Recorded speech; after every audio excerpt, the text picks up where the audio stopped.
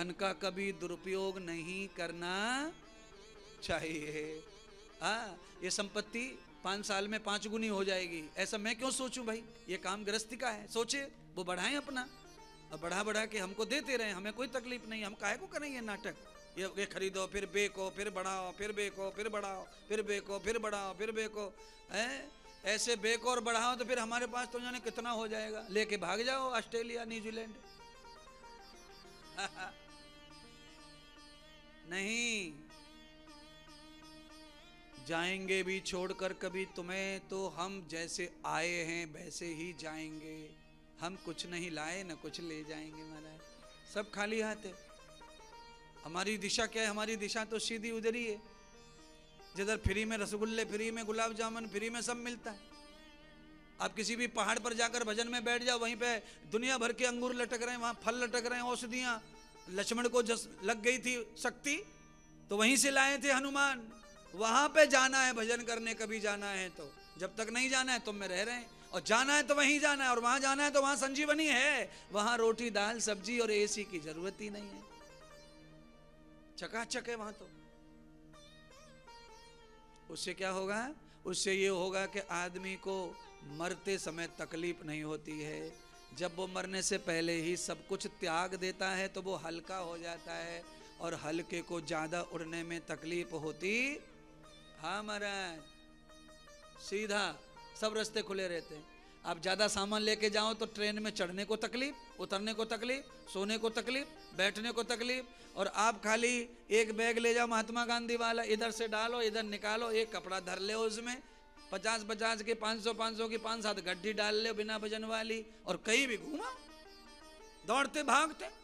जगह मिल गई तो ठीक है, नहीं तो खिड़की पकड़ के खड़े हो जाओ। पर ऐसे मोटे मोटे सूटकेस लेके कहाँ बैठूं, कहाँ घुसूं? इसीलिए हाथ जोड़ के प्रार्थना है कि जब भी दुनिया से जाना है तो ज्यादा सामान की याद नहीं करना, ज्यादा सामान खोपड़ी में नहीं रखना। केवल भजन ही है अंत का साथी, वही साथ आएगा, वही साथ जाएगा।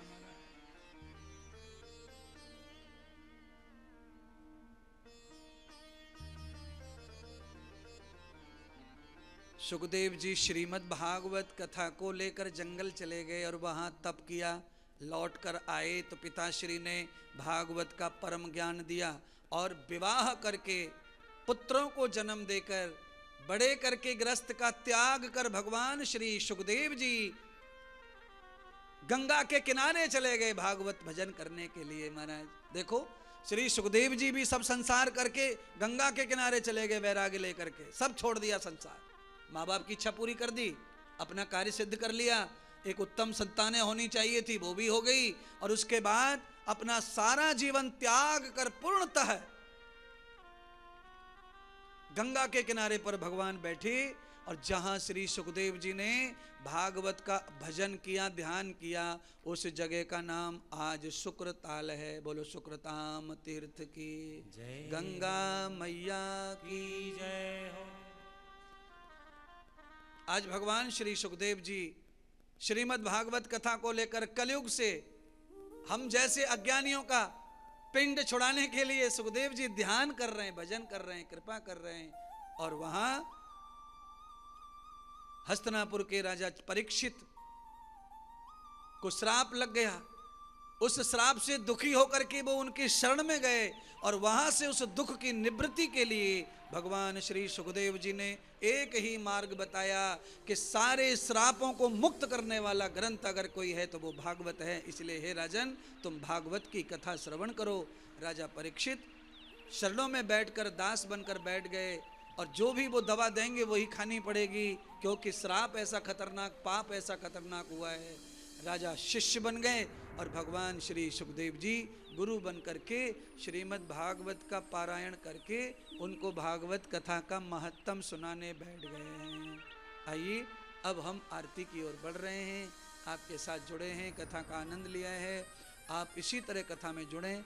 मैं सबसे प्रार्थना कर रहा हूँ, जिनको भी आना है, यज्ञ में बैठना है, तो आप 2 तारीख के लिए मत रखिए अपना नाम भेज दो, जिससे कि हम यज्ञ कुंड और बना लें, और बना लें, और बना लें। मेरी इच्छा क्या है आप समझो, पिछली बार 108 कुंड था, इस बार भी 108 कुंड हो जाए। पहले 7 दिन था, अब 1 दिन भी हो चलेगा, 108 कुंड पूरे हो जाएंगे तो फिर मेरे मन को बड़ी शांति मिलेगी कि यज्ञ हुआ तो 108 कुंडी ही हुआ, कम नहीं हुआ। अभी 51 कुंडी ये तो है, यजमान तो खूब बन रहे हैं, इन कुंडों पे तो जगह नहीं बची है, पर हाँ नाम आ रहे हैं। तो मैं उनसे भी कहूँगा कि 3 दिन बचे हैं, आप और नाम दे दो। जिनको भी आना है तो आकर के इतनी दूर जन्मदिन मनाने आना है तो थोड़ा पुण्य करना है, यज्ञ करना है, और वही पुण्य मुझे और आपको दोनों को सुखी रखेगा। आप सब लोग आकर के टीवी पर नंबर है, आप नंबर देखिए और आने का प्रयास कीजिए। जो नहीं भी कोई आ पाएंगे वो भी यज्ञ में बैठें, मैं हवन में बैठूंगा सबकी तरफ से। जो लोग आ नहीं पाएंगे, कोई लोग होंगे वो, पर मैं कह रहा हूं कि सबको आना ही आना है। कोई परिस्थिति बस ना आए, वो भी यज्ञ में आहुति डालें। उनकी तरफ से मैं स्वयं बड़े कुंड पर बैठकर मुख्य आयोजक बन करके आप सबके नाम की आहुति मैं चढ़ाऊंगा यज्ञ में। इसलिए रजिस्ट्रेशन आप ऑनलाइन भी कराएं।